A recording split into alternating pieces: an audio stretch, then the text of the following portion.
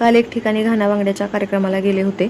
तिथं एका कुंडीत हे रोपटं मला दिसलं. त्याचीच फांदी त्यांना विचारून घेऊन आले, कारण मला हे झाड बरेच दिवस झालं हवं होतं पण भेटलं नाही आणि ते दिसलं म्हणून मी घेऊन आले.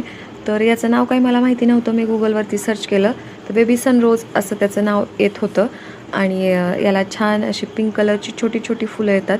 तर मी उद्या लावून बघणार आहे, पण तोपर्यंत सुकून जाऊ नये म्हणून मी ग्लासात पाणी ओतून त्याच्यात ठेवलंय. ते मी उद्या लावणार आहे. पण आज मी पिल्लांसाठी खायला करणार होते सोया 65. सोयाबीन चिली दरवेळी करते, पण यावेळी कमी वेळात बनेल असं सोयाबीनचा कुठला तरी मला पदार्थ बनवायचा होता, म्हणून हा बनवायला घेतला. पण माझ्याकडून एक घोळ झाला. तर सोयाबीन पाण्यात उकळल्यानंतर काढल्यानंतर ते असं घट्ट पिळून त्याचं पाणी काढून घ्यायला पाहिजे होतं. ते मी घाईघाईत थोडंसं काढलं आणि बाकीचं तसंच त्याच्यात राहिलं. हे माझ्या लक्षात आलं नाही. ते नंतर लक्षात आलं. मी कॉर्नफ्लॉवर 3-4 वेळा टाकलं, पण ओलसरच वाटत होतं मला. तर मी नंतर पिळून सगळं पाणी काढलं आणि मग तळायला घेतलं. तर तळल्यानंतर ते कुरकुरीत झालं, पण अजून जास्त पाणी काढलं असतं तर अजून छान कुरकुरीत झालं असतं. तर साखरेच्या डब्याला मुंग्या लागल्या म्हणून मी डब्बा बाहेर ठेवला होता. तर जिजा बघा कशी घेऊन आली. खरंच पोरींना कामं सांगावी लागत नाहीत, त्या आपोआप शिकतात. आम्ही सगळ्यांनीच खाल्लं, त्यांना पण दिलं. त्या आधी झाडाला पाणी देत होतं, त्याच्यामुळे त्यांनी त्यांचं झाल्यानंतर त्या खायला आल्या आणि खाऊन झाल्यानंतर पोरं बाहेर खेळायला गेली. बघा कशी आंघोळ केली त्यांनी आणि जिजाची स्वतः आंघोळ करत करत त्यांनी झाडांना पण आंघोळ घालून घेतली. पाणी खेळायला यांना प्रचंड आवडतं. दिवसभरातून एकदा तरी अशी आंघोळ आमची फिक्सच असते. आधी काय म्हणली होती तू?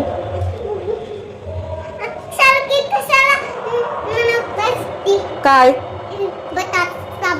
अगं बटाटा नाही ग, वांग्याची भाजी बनवली ग. सारखी नाही ग बनवली बाळा. कधी सारखी बनवली ग? उद्या? बर नको का म्हणू मग? तुझ्यासाठी काय म्हणू मग मी? काय नको म्हणून काहीतरी म्हणाव. काय तुला काय आवडतं सांग? तेवढ्यात बाहेर रोडवरती डीजे वाजायला लागला म्हणून आम्ही बघायला गेलो, कारण डीजेचा आवाज लांब आहे तोपर्यंतच पिलांची घाई चाललेली असते. चल बघायला चल बघायला. डीजे एवढा आवडतो की बस. मग आम्ही रोडवरती गेलो. घरी आल्यानंतर पिल्लांना जेवायला चारलं आणि आत्याने पण जेवायला घेतलं आणि मी ग्रीन टी केला माझ्यासाठी आणि प्यायला घेतला. पण गरम होता तोपर्यंत म्हणलं कूलरमध्ये पाणी सोडावं, म्हणून कूलरमध्ये पाणी सोडला, पाईप लावला होता आणि ते होते तोपर्यंत ग्रीन टी थंड झाला आणि मग तो घेतला. आणि या दोघांची बघा कशी भांडणं चालली होती. तर जिजाला दादाचाच हेडफोन पाहिजे होता, पण तो काही तिला देत नव्हता. पण भाऊ बहीण म्हटल्यावर एवढं चालायचंच.